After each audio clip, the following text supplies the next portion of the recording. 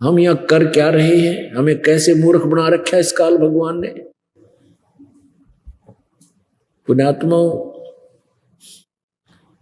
आप जी के ऊपर इतना दबाव है इस काल का कि आप सत्संग सुनते हो, आत्मा एक बार फड़फड़ी सी लेती है, एकदम जाग जाती है, इसको भय सा लगता है कि सचमुच ये क्या जीवन है, और पिछला इतिहास याद दिलाया जाता है कि आप जी तो एक पुत्र प्राप्ति करके यूं सोच रहे हो कि मैं इस बच्चे को पता नहीं क्या बना दूं, ये यूं बन जाए, ये ऐसे कर दे, इसको अच्छा पढ़ा दूं।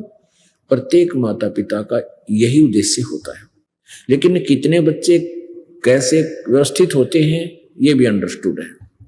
तो परमात्मा ने हमें यही बताया कि जो भी कुछ आपको मिल रहा है ये आपके पूर्व संस्कारों का परिणाम है, और वही मिलेगा चाहे कितना ही यत्न कर लो, कितना ही कुछ कर लो, उससे ज्यादा आपको नहीं मिल पाएगा। हाँ, परमात्मा कबीर परमेश्वर की शरण में आने के उपरांत आप जी को आपके भाग्य से अतिरिक्त सुख तो मिल सकता है और दुख आपका निवारण हो जाएगा। उसके बाद की बातें हैं जब हम परमात्मा को पहचान कर उसकी शरण ग्रहण कर लेंगे। उससे पहले किसी को भी जो भी प्रारब्ध में लिखा है वही मिलेगा, चाहे कितनी यत्न कर लो, कितनी कोशिश कर लो, और कितना ही कुछ आप तगड़बाजी में डालो। तो परमात्मा हमें याद दिलाते हैं कि यहां तुम किस वस्तु को लेकर जीवित हो। परमेश्वर कबीर जी ने बताया है कि बिन उपदेश अचंभ है, बिन उपदेश अचंभ है, ये क्यों जीवित हैं प्राण, और भक्ति बिना का ठोड़ है, ये नर नाही पाषाण। ओए होए, कितनी गहरी बात कही है कि बिना परमात्मा के नाम के ये प्राणी जीवित भी किस आशा के ऊपर है।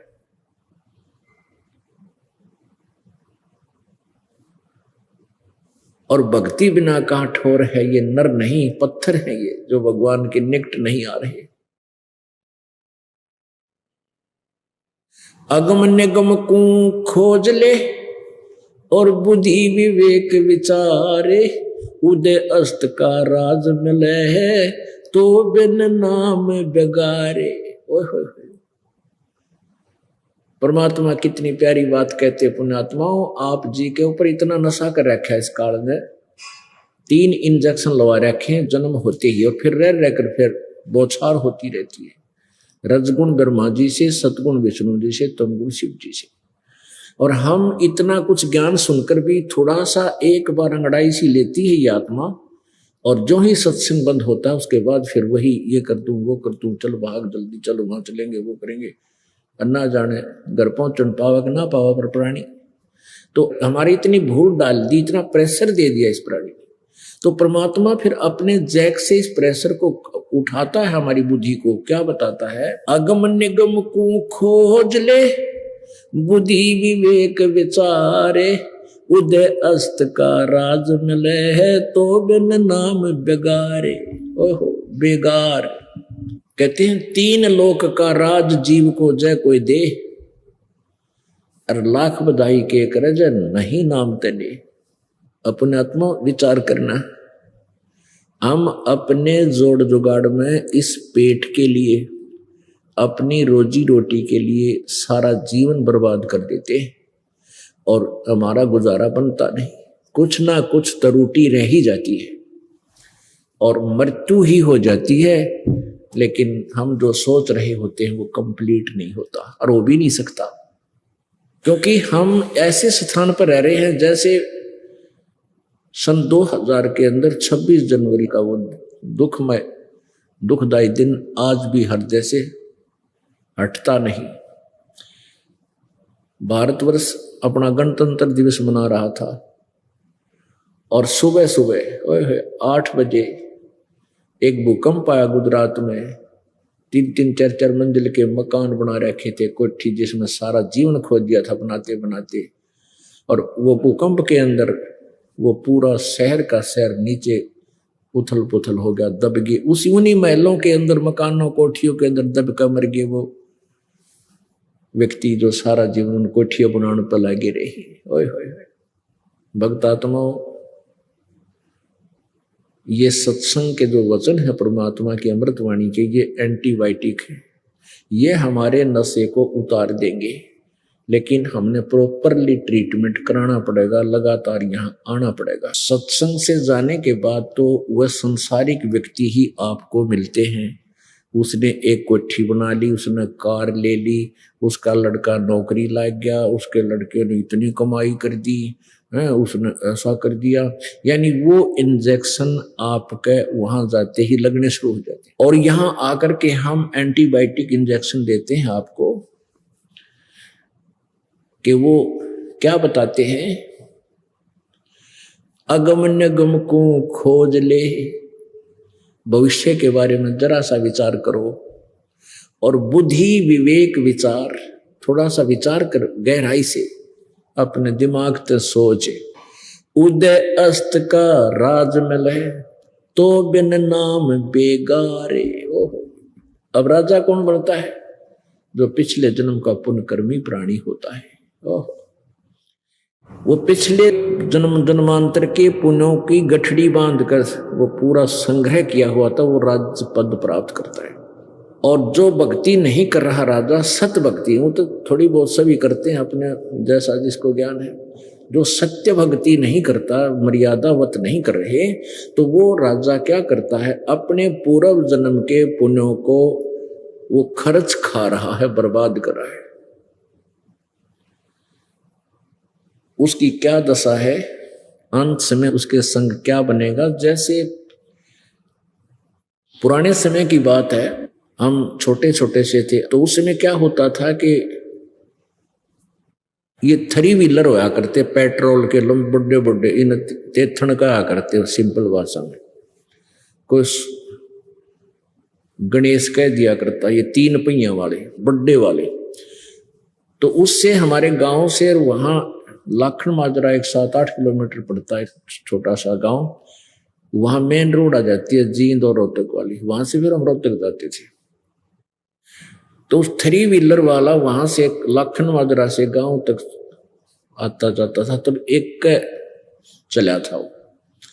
एक दिन वो आया नहीं, तो हम पैदल वहां पहुंचे 7-8 किलोमीटर। अगले दिन पता चला वो क्या बता रहा है कि कल मैं बेगार में फंस गया था। बेगार क्या होती है, पहले क्या करते थे, पुलिस वालों के पास ये जीप जाप ना हुआ करती सरकारी, ये किसी भी व्हीकल वाले न पकड़ लेते, कहीं रेड लगानी होती या कोई मुर्जिम पकड़ना होता, तो उसने सारा दिन दाबे दाबे फिरते, वहां चल। और वो क्या करता, उसका पेट्रोल भी अपने ही जेब से डलवाता था पुलिस वालों के साथ, जो बेगार कर रहा होता था।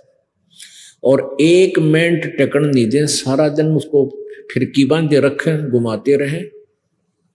और शाम ने उनकी मर्जी, 7 बजे छोड़े का 8 बजे छोड़े उसको, तब वो घर आकर पड़े। तो उसने क्या बताया कि कल 200 रुपये का पेट्रोल तो जेब खर्च हो गया, और सारा दिन तो पहिया इधर से उधर चलो, सारी दिन बेगार करके आया हूं। यानी 200 रुपये घर, उस समय 200 रुपये बहुत होते थे, 200 रुपये का पेट्रोल घर से खर्च दिया, और सारा दिन पहिया टेक्या नहीं, जैसे बहुत स्पीड तो चल रहा है, बड़ी कमाई कर रहा होगा, यानी क्योंकि उनके पहिया कमाई माना करते थे। और अंत में घर पे गया, जो 200 रुपये घर पे खर्च कर गया, वह जेब खत्म करके गया।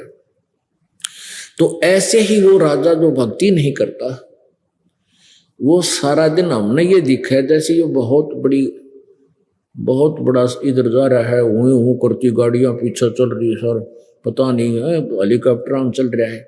यो तो बेगार करे है, अपने 200 रुपये खर्च के और मुंह लटका के घर ने जाएगा, यानी अपने पुण्य समाप्त बर्बाद करके ये खाली होकर जाएगा, बेगार कर रहा है। इस बेगार को आप समझ गए होगे, इस डेफिनेशन डिफाइन जो करती है। तो यहां परमात्मा कहते हैं अगम निगम को खोज ले, बुद्धि विवेक विचार। और उदय अस्त का राज मिले तो भी नाम बिगाड़े। अपने पुण्यों को बर्बाद कर रहा है और सारा दिन पंजा टेकता नहीं, नून भाग ले इधर भाग ले, सौ टेंशन उसके माइंड में रहती है, सौ टेंशन। दारू पी का पांडा छुटा हुआ रात में। और वर्तमान के तो बुरा हाल हो रहा है इन लोगों का। ये बेसिक मंत्री मुख्यमंत्री बने फिरते हो, प्रधानमंत्री, इनको एक पल की चैन नहीं है। शांति हो सके इस माया, जहां माया का समावेश है वहां तो आग लगी पड़ी है सबके प्राणी, सब प्राणियों। और बुद्धिमान राजाओं ने तो राज त्याग दिए थे शांति प्राप्ति और परमात्मा के पाने के लिए। लेकिन राज त्याग देने मात्र से भी प्रभु नहीं मिलते, उनके पाने का तरीका कुछ विशेष है। उसको हम अपने कर्तव्य कर्म करते हुए भी, अपने जो कर्म योगी होकर भी हम परमात्मा प्राप्ति कर सकते हैं। अब क्या बताना चाहते हैं प्रभु? तीन लोक का राज जीव को जय कोई देवे, तीन लोक का राज जीव को जय कोई दे, और लाख बधाई के कर जय नहीं नाम तेने। यदि कोई राज्य प्राप्त करता है अपने पुण्य से, और यदि उसके पास भक्ति मार्ग नहीं है, कहते हैं जो व्यर्थ है उसका जीवन। तो पुण्यात्माओं, आप बहुत ही पुण्यकर्मी प्राणी हो जो सत्संग में पहुंच गए। ये परमात्मा कबीर जी की रजा है और उन पुण्यात्माओं पर होती है जो उसके अति प्रिय होते हैं। सकल पदार्थ हैं जग माही, पर भाग बिना नर पावे नाही। आपकी बहुत पुण्य है, आप नहीं जान सकते आपकी किस्मत को, क्योंकि लाल को स्वयं मालूम नहीं तेरी कितनी कीमत है। जौहरी ही बताया करे, ये दास जौहरी है। और आप जी की पिछले पुण्य कितने हैं ये आपको नहीं मालूम।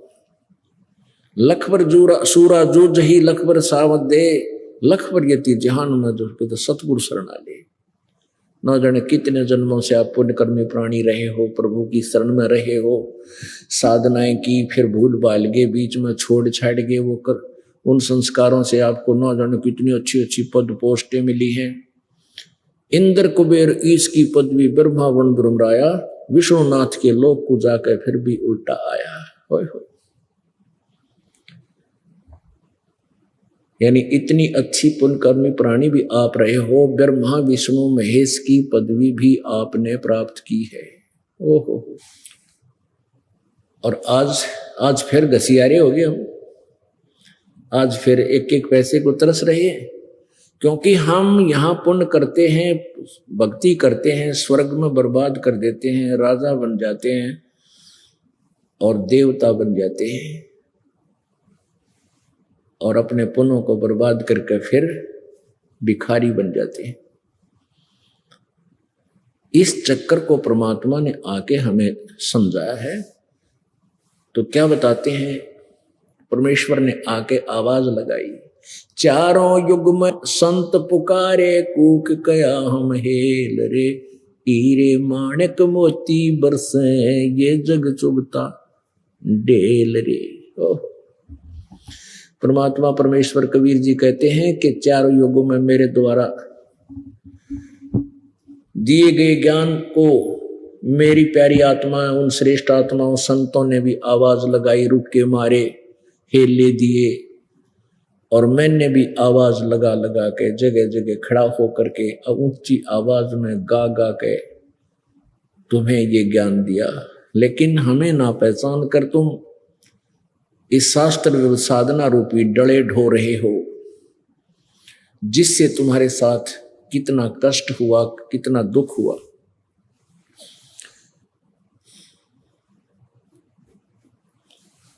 परमात्मा ने आके हमें बताया, मन तू चल रे सुख के सागर, जहां शब्द सिंधूरत नागर।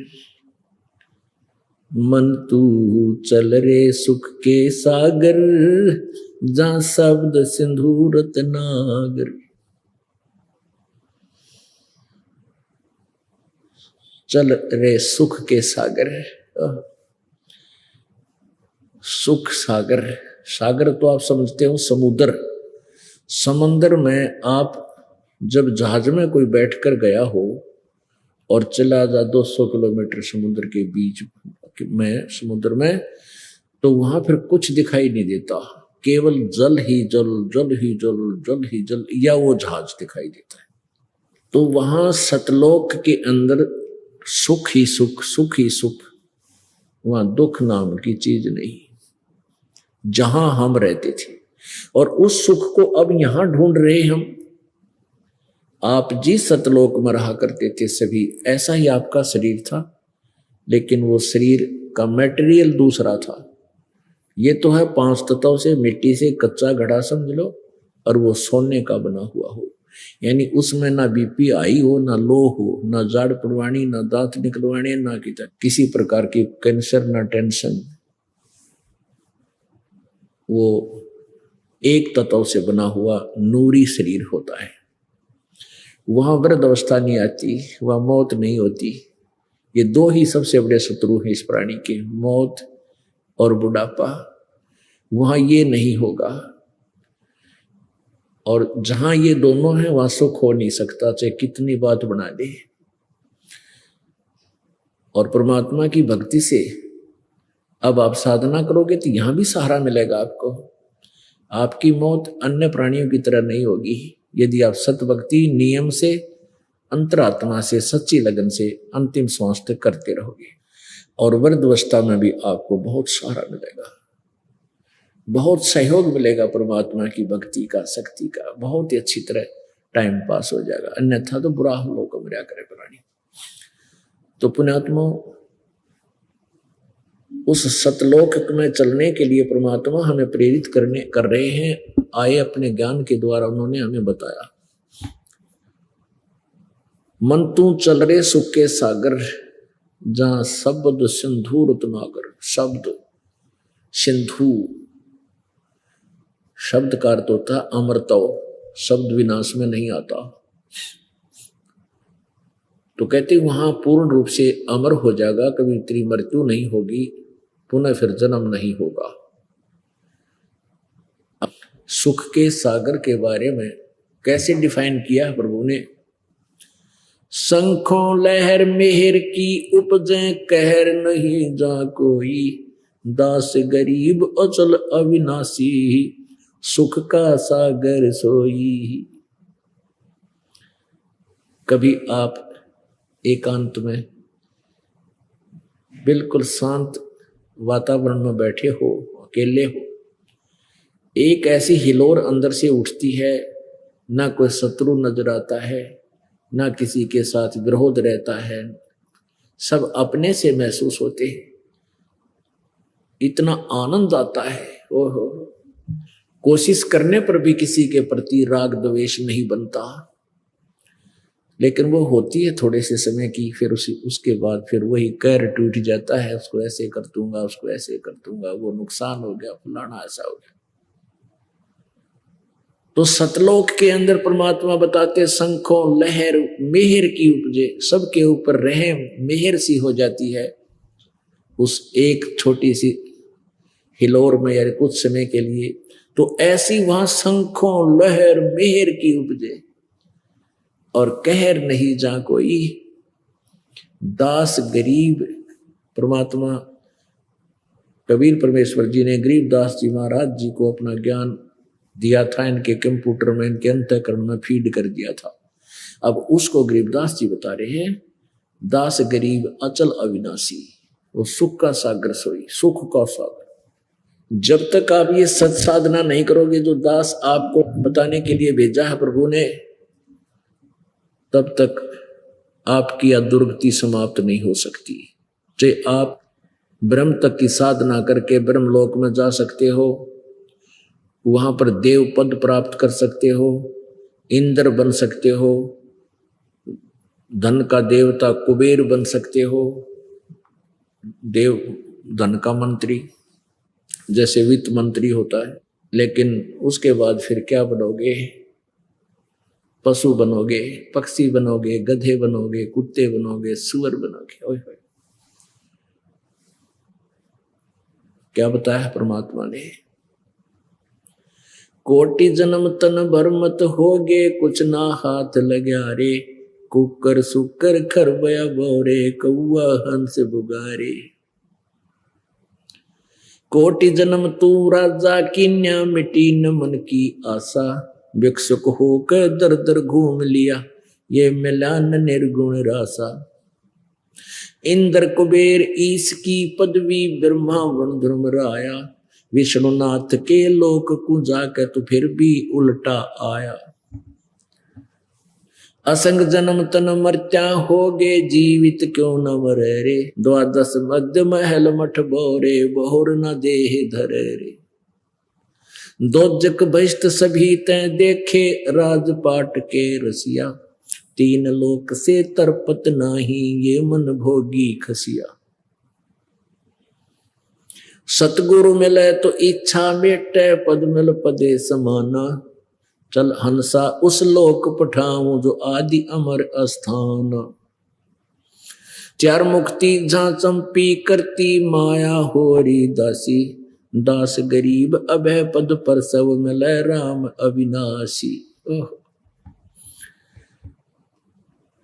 गीता जी अध्याय नंबर 15 के श्लोक नंबर 1 से 4 में क्या बताया है कि उल्टा लटका हुआ संसार रूपी वृक्ष है। इसकी ऊपर को जड़ें तो पूर्ण परमात्मा समझो, नीचे तीनों गुण रूपी रजगुण ब्रह्मा, सतगुण विष्णु, तमगुण शिवजी रूपी शाखा समझो। और बीच में तना और मोटी डार क्या है, कौन है, इसके विषय में गीता जी में ज्ञान नहीं है। उसके लिए गीता जी अध्याय नंबर 15 के श्लोक नंबर 1 में कहा है कि जो इस संसार रूपी वृक्ष के सभी पार्ट्स के विषय में, सभी विभागों को भिन्न भिन्न बतावेगा, स वेदवित, वो वेद के तात्पर्य को जानने वाला है, अर्थात वो तत्वदर्शी संत है। गीता जी अध्याय नंबर 4 के श्लोक नंबर 34 में गीता ज्ञान दाता ने कहा है कि जो अध्याय नंबर 4 के श्लोक 32 में जिस सच्चिदानंद घन की वाणी अर्थात तत्व ज्ञान के विषय में जिक्र किया है, उस तत्व ज्ञान को तू तत्वदर्शी संतों के पास जाकर समझ। उनको दंडवत प्रणाम करने से, कपट छोड़कर नम्रता पूर्वक प्रसन्न करने से वो तत्वदर्शी संत तुझे तत्व ज्ञान का उपदेश करेंगे। इससे सिद्ध है कि गीता जी का ज्ञान कंप्लीट नहीं है। वो गीता ज्ञान दाता खुद कह रहा है कि उस पूर्ण परमात्मा की जानकारी संसार रूपी उल्टे लटके संसार रूपी वृक्ष की सृष्टि रचना समझो, वो तत्वदर्शी संत से पूछो। और वो तत्वदर्शी संत होगा कैसा, 15वें अध्याय के प्रथम श्लोक में बताया है कि जो उल्टे लटके हुए संसार रूपी वृक्ष के सभी पार्ट्स ऑफ द बॉडी, उस ट्री के सब पार्ट्स को बता देगा, वृक्ष के सब विभागों को बताएगा। स वेदवित, वो तत्वदर्शी संत है। तो परमात्मा 600 वर्ष पहले कबीर जी अपनी उस अमृत वाणी में, तत्व ज्ञान में, कबीर वाणी में बताया है, अक्षर पुरुष एक पेड़ है, निरंजन बाकी डार, और तीनों देवा शाखा है, भाई पाते रूप संसार।